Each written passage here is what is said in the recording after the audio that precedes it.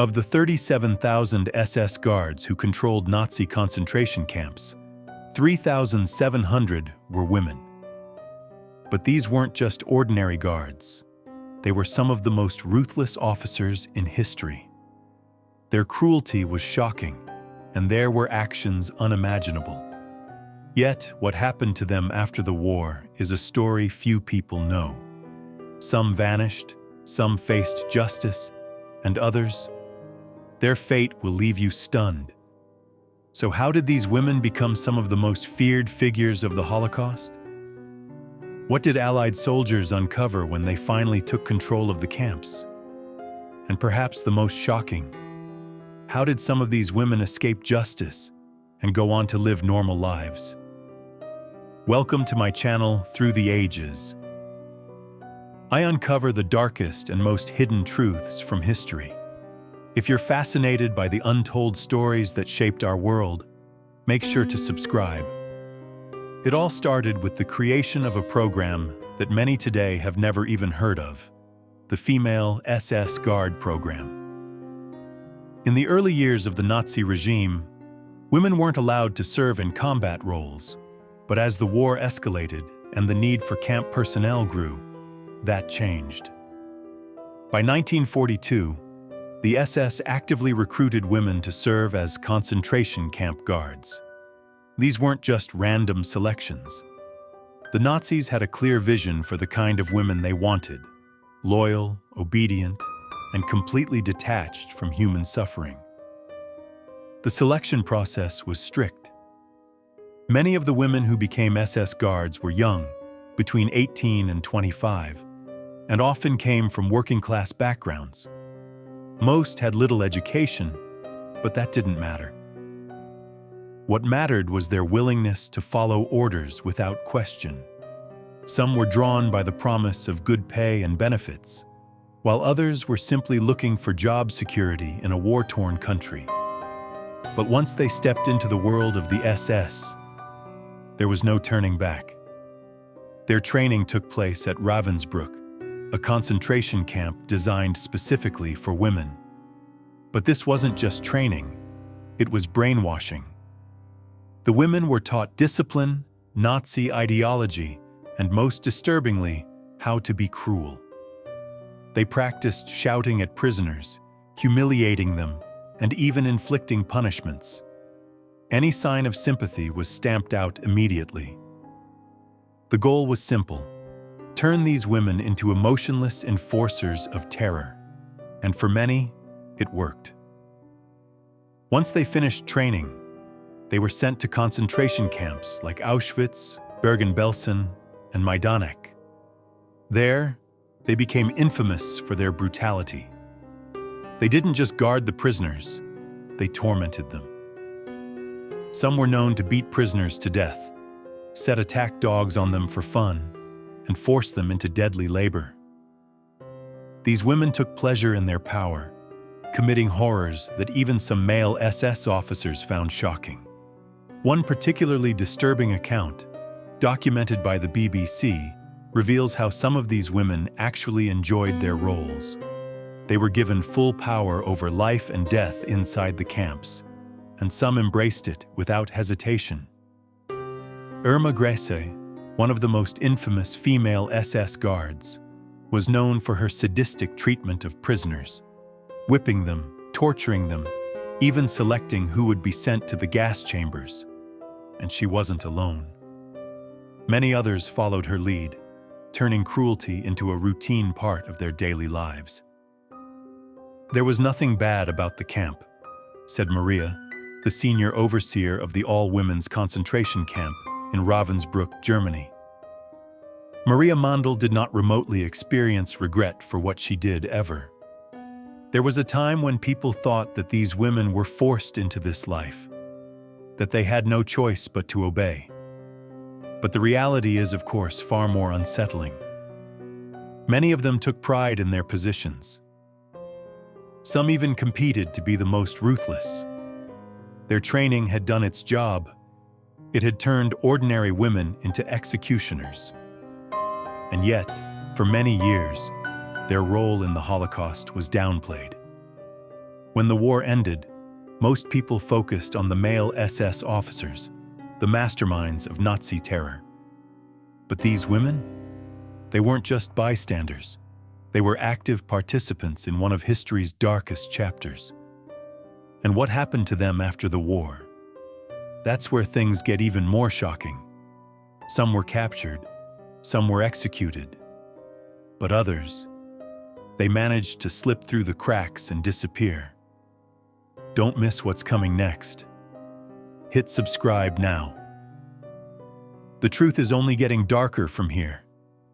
But what survivors revealed was even more horrifying. These women weren't just following orders. They were inventing new ways to inflict pain. Their training had turned them into something far worse than just guards. They became tormentors. In the camps, female SS guards didn't just enforce discipline, they ruled through fear. Survivors recall how these women carried whips, batons, and even pistols, using them at will. Some guards, like Dorothea Binns, were infamous for their sheer brutality. She would walk through the camp selecting prisoners at random, beating them senseless just to assert her power.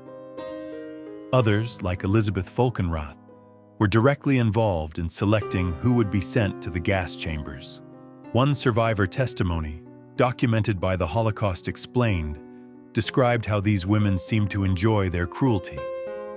She would smile as she did it, one prisoner recalled, as if our pain was nothing more than entertainment. Another survivor spoke about how female guards would force prisoners to perform exhausting exercises for hours, knowing full well they were starving and too weak to stand. If they collapsed, they were beaten or worse, dragged away, never to be seen again. But their violence wasn't always physical. Many survivors remember the psychological torment. Women were stripped of their names, referred to only by numbers.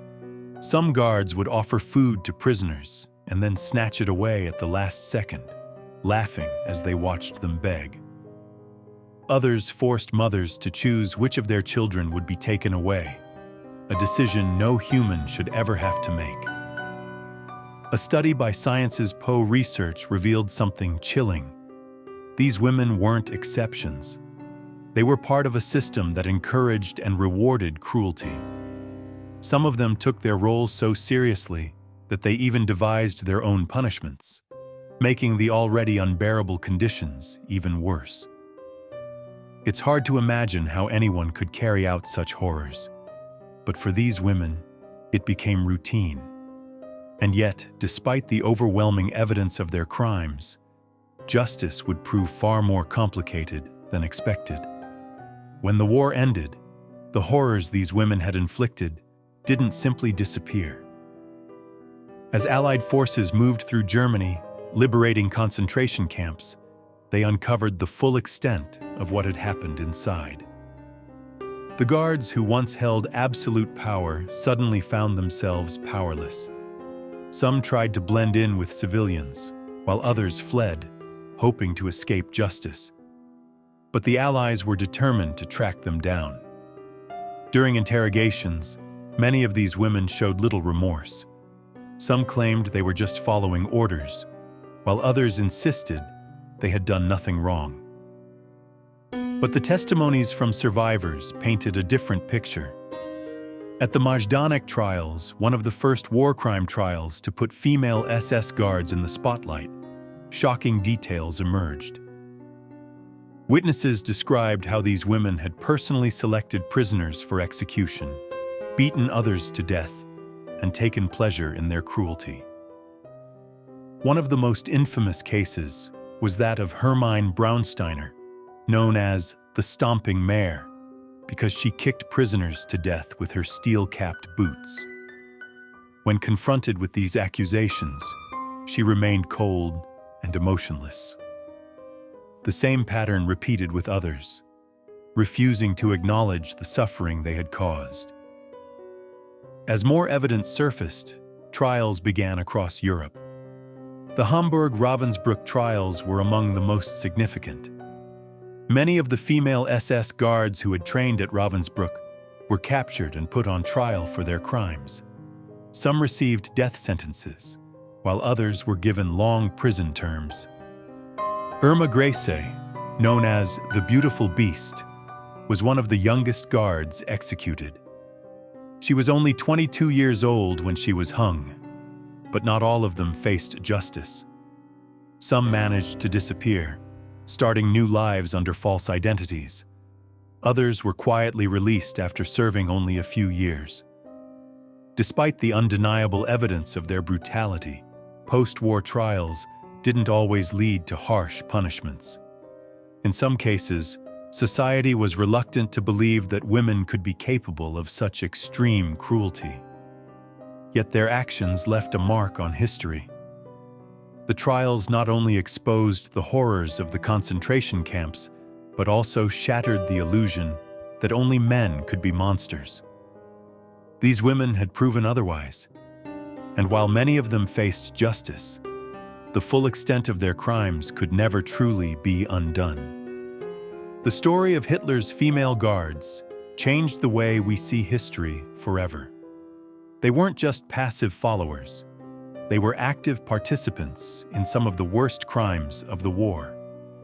From their brutal training at Ravensbrück to the unspeakable horrors they carried out in the camps, their actions proved that cruelty knows no gender.